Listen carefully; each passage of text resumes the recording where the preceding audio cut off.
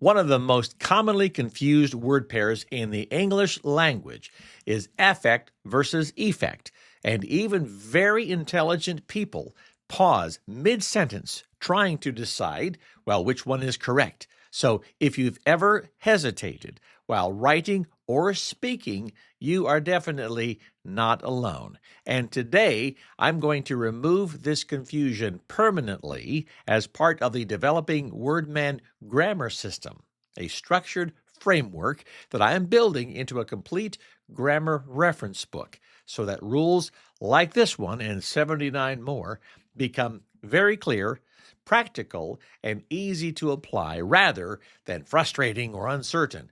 And the good news is that the core distinction between these two words is actually very simple once you see it clearly. In most everyday situations, affect is usually a verb, meaning it shows action, and effect is a noun, meaning it shows a result.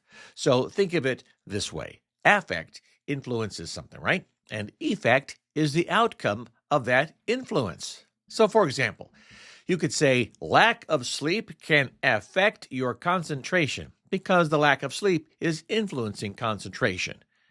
And you would say the effect of the lack of sleep is reduced concentration. Why? Well, because reduced concentration is the result. And here is a memory trick that works extremely well. A comes before E in the alphabet, and action comes before end result. So affect is the action, and effect is the end result. Now, when you apply that simple idea, many sentences become easy to solve quickly. For example, exercise affects your mood because exercise influences mood, right? But the positive effect of exercise is improved mood because improved mood is the result. And once you begin thinking in terms of influence versus result, well, then the confusion starts to disappear rather quickly because you are no longer guessing. You are simply identifying the role that the word plays in the sentence, which is exactly the kind of clarity that the Wordman grammar system is designed to create. There are two less common exceptions that are helpful to know so that nothing pops up and surprises you. First, effect can occasionally be used as a verb, meaning to bring about, such as in the sentence, the new policy will effect change, meaning it will cause change to happen.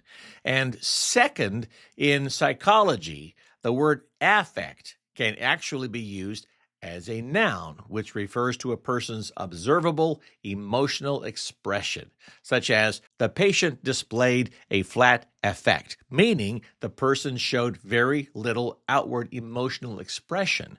But outside of psychology and specialized writing, remembering that affect is usually the action and effect is usually the result will guide you correctly in the vast majority of situations. This distinction matters more than people sometimes realize because small grammar errors can subtly reduce credibility in professional writing at work, in emails, reports, or presentations. And one of the goals of the Wordman grammar system is to eliminate these common credibility risks by organizing grammar into clear, usable rules that work even when you are writing quickly. So here is your quick recognition test of this rule. If the word describes influence, use affect. And if the word describes a result, use effect. Influence equals affect, result equals effect. And once you internalize that relationship, this pair becomes much easier to handle confidently as part of a larger grammar system that makes grammar predictable instead of confusing.